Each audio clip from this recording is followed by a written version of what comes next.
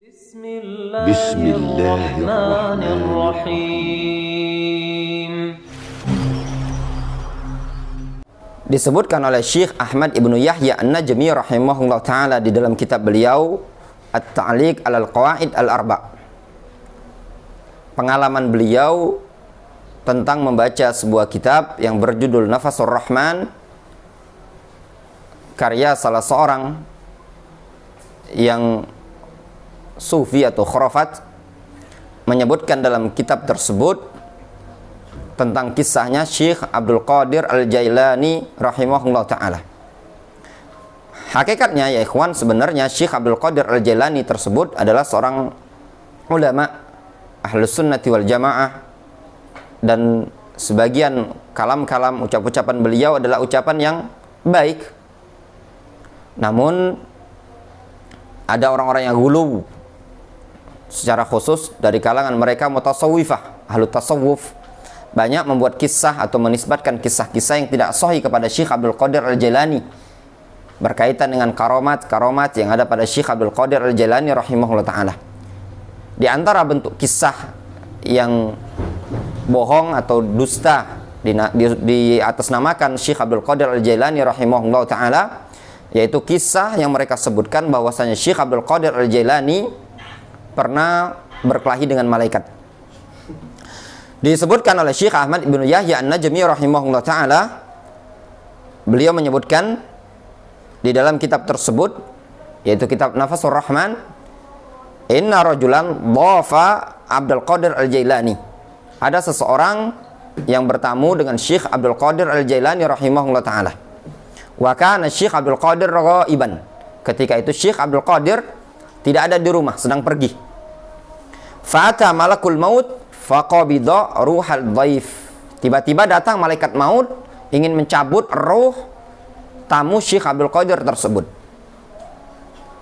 Namun ketika malaikat maut ingin mencabut ruh tamu tersebut, tiba-tiba istri Syekh Abdul Qadir marah kepada tamu tersebut dengan mengatakan, laqad asa'ta ila Abdul Qadir haitsu qabidta ruha dhaifihi wa huwa fi baitihi.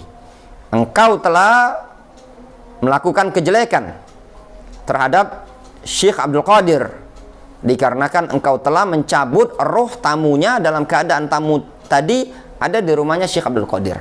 Maknanya selayaknya tamunya Syekh Abdul Qadir dimuliakan, bukan malah dicabut dalam keadaan di rumahnya Syekh Abdul Qadir. Disebutkan dalam kitab tersebut bahwasannya malaikat maut ini telah mengumpulkan wa kana yajma' arwahan faja'ala fi zanbil. Malaikat tersebut sudah mengumpulkan ruh-ruh yang dicabut pada hari tersebut, kemudian dimasukkan dalam zanbil, kendi atau kantong. Summa araja biha ila Allah subhanahu wa ta'ala. Kemudian malaikat tersebut naik dengan membawa ruh tadi kepada Allah subhanahu wa ta'ala. Jadi gambarannya ruh tadi dicabut di bumi kemudian dibawa untuk naik.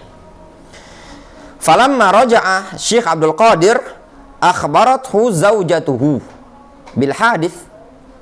Tatkala Syekh Abdul Qadir pulang ke rumah, istri beliau mengabarkan tentang kejadian apa yang telah terjadi, berupa tercabutnya ruh tamu beliau dalam keadaan beliau belum sempat pulang.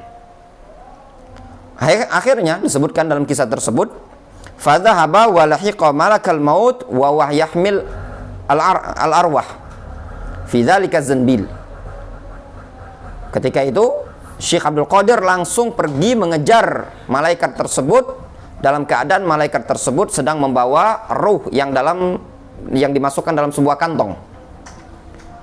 Thumma daraba zanbil malakil maut fasaqata min yadi malikil maut. Lalu Syekh Abdul Qadir Al-Jailani tersebut duel dengan malakul maut tersebut, kemudian dipukul sama Syekh Abdul Qadir, kantong tersebut lalu terjatuhlah dari tangan malaikat.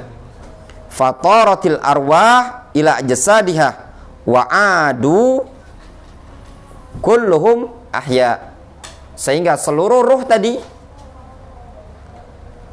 terbang kemudian kembali ke jasad-jasad mereka sehingga mereka pun kembali hidup. Ini kisah yang disebutkan oleh oleh mereka di kitab-kitab orang-orang yang hulu ekstrim terhadap para wali, yang mereka meyakini bahwasanya para wali itu kedudukannya lebih tinggi dibandingkan makom kenabian.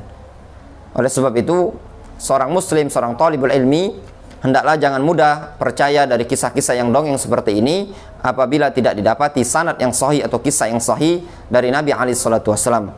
Secara akal, secara syariat tidak mungkin orang yang sudah mati bisa kembali lagi ke dunia, apalagi sekelas manusia biasa seperti Syekh Abdul Qadir Al-Jailani bisa mengajak duel atau tarung dengan malaikat. Ini sesuatu yang mustahil.